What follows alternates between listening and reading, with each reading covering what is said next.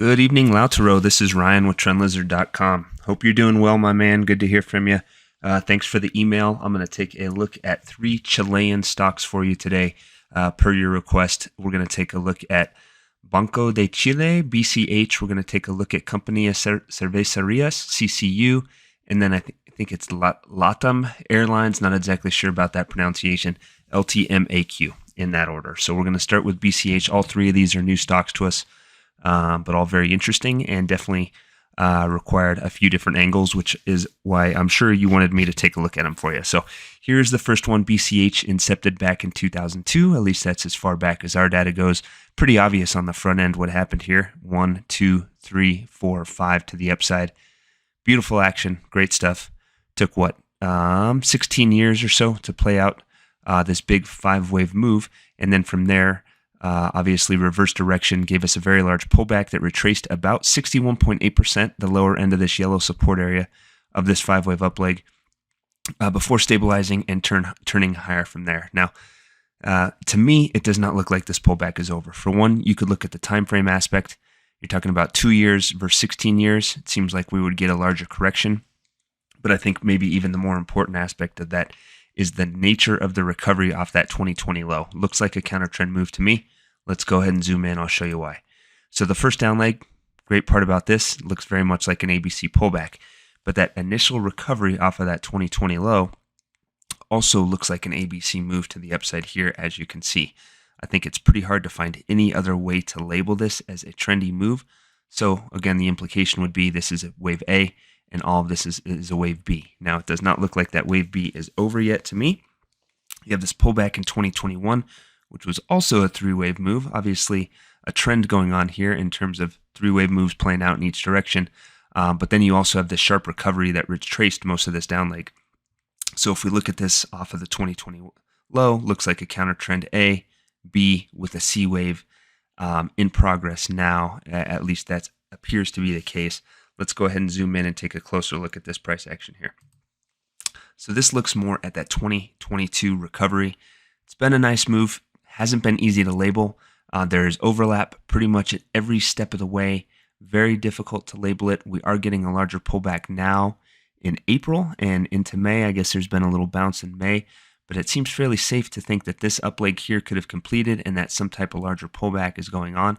I think the expectation at this time would have to be that this up leg is just being corrected, that this pullback will stay somewhere above 1725, find support in the yellow area, and turn higher from there to give us a larger C wave up, to give us a larger C wave within this larger black B wave. Now, if you're looking for targets for that move, it would have to be somewhere between the 2021 high and the high back here in 2018. So that's like 2350 up towards 29 or so. That would make sense for this B wave to end and for price to turn back down, back towards that 2020 low in a big C wave decline. Again, that has to be the expectation because it looks like we're in a big ABC that's not yet complete. So it would be, again, looking like a move up towards this area and then back down a very substantial decline from there. Why that would happen, I have no idea. This is just what the chart is telling us at this point. And again, I think for us to remain bullish off of the late 2021 low, we'd want to see this pullback that's underway now stay above 1725 to keep it on track back towards this area here before price turns lower. So that is my thoughts on BCH. Let us go ahead and move on to Compania Cervecerias, CCU. We have data dating back to 1993. I looked at this a couple different ways. I'll show them both to you. The first one is shown here where basically we have a first wave up, probably didn't see all of that price action here, but then you have this larger correction for a second wave, very clear, super strong third wave up.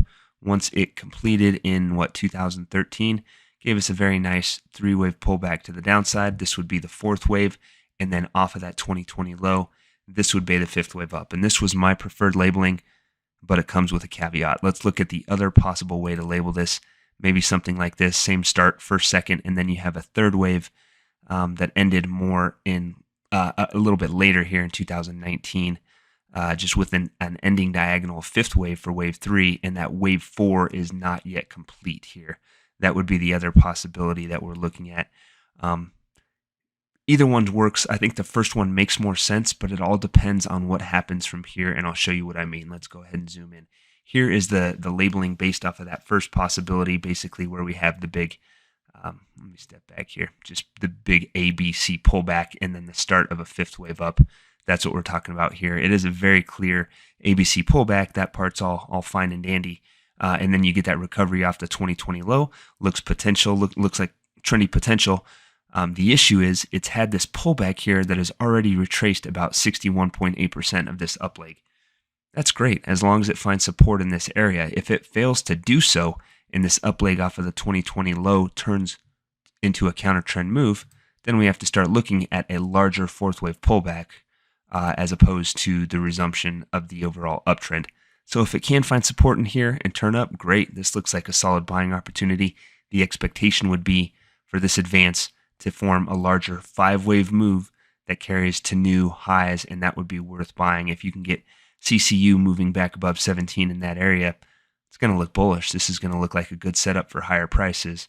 But if it fails to do that and keeps trucking lower here, we're going to have to think that this larger correction is not yet over. So here's a little closer detailed look at that recovery off the 2020 low, and it can count as a trendy move, as you can see here. 1, 2, 3, 4, 5. Pullback looks great. ABC, all of it makes sense as long as it finds support somewhere in this area. It can overthrow it a little bit, move a little bit lower, but it can't move too much below without us really wondering if this is instead a counter trend move and not a trendy move.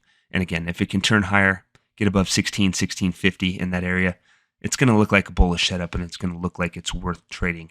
But it needs to find support in this area and needs to turn higher to give us that bullish path pointing to new highs in a fifth wave advance. So there is that one. I hope that all makes sense with what you're looking at, Lautaro. Let's take a look at the third one here, LATAM Airlines, LTMAQ. This guy was incepted back in 1997. Somewhat similar to the other stock that we looked at here. It gives us a large 5-wave advance up into about 2010, maybe early 2011. And from there, it's just given it all back to the downside. It's pretty tough to like this thing. Obviously, the only way you would want to buy this thing is if you had some information that suggested that this was very close to being at an end and that price was going to turn higher from there. Now, me looking at this right here, my first take on it is something like this. 5-wave down, first wave, second wave recovery, and now in a third wave down that set new lows. You could take it another way. You could say, okay, maybe it's a first, second, third, fourth, and we're getting close to a fifth, and then you would be set up for maybe a larger recovery. But what are we doing here? We're just looking, if that's the case, you're looking to buy basically a larger counter trend bounce, and that's on a stock that's trading in the pennies now, and I think that's a tough proposition to make. I think at the very least what you would have to see if you wanted to be bullish and buy this guy was some indication that this down leg was over, or at least this down leg off the 2021 high is over. So let's go ahead and zoom in on that action. This is that down leg here. I mean, it's taken a 5-wave move and all that, but there's been no indication of a reversal upward. I think at the very least you would have to see a move above 0.56 to indicate that this down leg is over. Now, if you could get a move above 2, obviously that would be a huge gain from here just to get to 2. But if you could get above 2, then you could start saying, okay, this down leg is over. So that means more than likely this entire down move is over. And that opens up the door to a much larger recovery. Even if it's just a counter trend recovery, then it would make more sense to buy it. As is, it's such a big downtrend. This guy has been killed. Maybe it's getting closer to a low. Maybe it's not. Maybe it's just getting closer to a fourth wave recovery. Whatever the case may be, until I see some trendy upside action on this move or on this chart here, I'd personally stay away from it. But if you're really looking to get in, I would use 0.56 as the very, very, very first indication of maybe a low.